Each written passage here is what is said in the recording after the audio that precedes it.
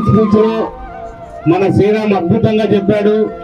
సేద్యం గురించి ఎలా చెప్పాలో అంత అద్భుతంగా తెలియజేశాడు అందరూ కూడా.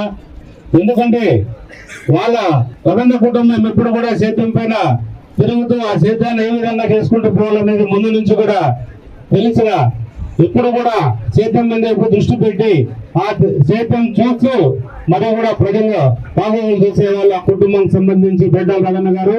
ఈ రోజు శ్రీరామ్ కూడా అదే దారిలో మొత్తం